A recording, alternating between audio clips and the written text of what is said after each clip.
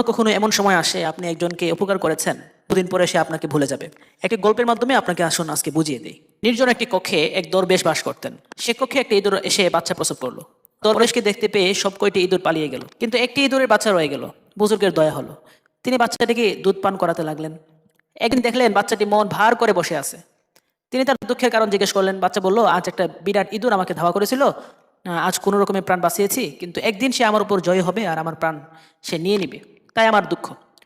বুজুর্গ বললেন, তাহলে আমি এখন তোমার জন্য কি করতে পারি? সে বলল, আমাকে বিড়াল বানাই দেন। বুজুর্গ তখন আল্লাহর দরবারে দোয়া করলেন, তার শরীরে হাত বোলালেন, সঙ্গে সঙ্গে একটি বিড়ালে পরিণত হয়ে গেল। কয়েকদিন পর দরবেশ দেখলেন বিড়ালটি বিমর্ষ মনে বসে আছে। তিনি আবার তার দুঃখের কারণ জিজ্ঞেস করলেন। বিড়ালটি বলল, আজ মহল্লার গলিতে গিয়েছিলাম, একটা কুকুর আমাকে তাড়া করছিল, তো প্রাণ বাঁচায় আসছি কোনো মতে, এই জন্য আমি চিন্তিত। দরবেশ বললেন, তাহলে কি চাস? বিড়াল বলল, আজকে আমাকে কুকুর বানায় দেন। বুজুর্গ দোয়া করলেন, সে কুকুর হয়ে গেল। 5 দিন পরে দেখলেন কুকুরটি বিষণ্ণ মনে বসে আছে। বুজুর্গ বললেন, আজকে আবার কি হলো? বললো যে, আজকে তো গেছিলাম জঙ্গলে, যাওয়ার পরে একটা নেকড়ে আমার উপর হামলা করছে, তো আমি এই জন্য চিন্তিত।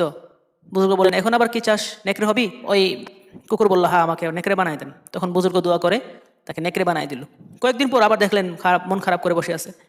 বললো, আজকে কি হলো? আজকে আমাকে বাঘ তাড়া করছিল। বুজুর্গ বললেন, এখন আবার বাঘ হওয়ার খায়স হয়েছে? সে বললো, আমাকে বাঘ বানাই দেন। বুজুর্গ তাকে দোয়া করে বাঘ বানাই দিলেন। তারপরে কয়েকদিন পরে সে জঙ্গলে গেল। জঙ্গলে গিয়ে আগের ওই বাঘের সাথে তার দেখা। ওই বাঘ ভয়কে দেখে করে বলে উঠলো, আরে বহুরূপী, রূপ বদলিয়েছিস বটে, কিন্তু তোর মধ্যে আর আমার মধ্যে এমন অনেক পার্থক্য রয়েছে।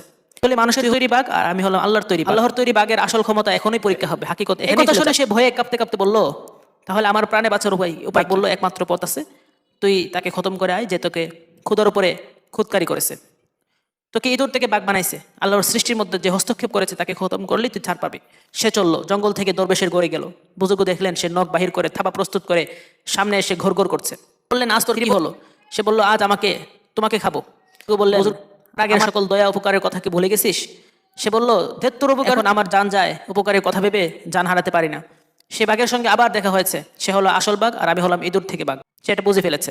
আমাকে বলেছে আল্লাহর সৃষ্টিতে যে হস্তক্ষেপ করেছে, ইঁদুর থেকে বাঘ বানিয়েছে, তাকে তুই খতম করে। বুজুর্গ বলেন, ও আচ্ছা, ঠিক আছে, বস, স্থির হও, তোর জান রক্ষা হবে, আমি ব্যবস্থা করছি। তখন ওই বাঘ স্থির হয়ে বসলো। বুজুর্গ সুযোগ পেয়ে দোয়া করলেন, তার গায়ে হাত বোলালেন, সে বাঘ থেকে ইঁদুর হয়ে গেল, সব বিশৃঙ্খলা দূর হয়ে গেল। ঠিক তেরকম ভাবে সমাজের মধ্যে আমরা অনেক মানুষকে উপকার করি, সুযোগ বুঝে আমাদের ওই উপকার করা মানুষগুলো আমাদের ক্ষতি করে বসে।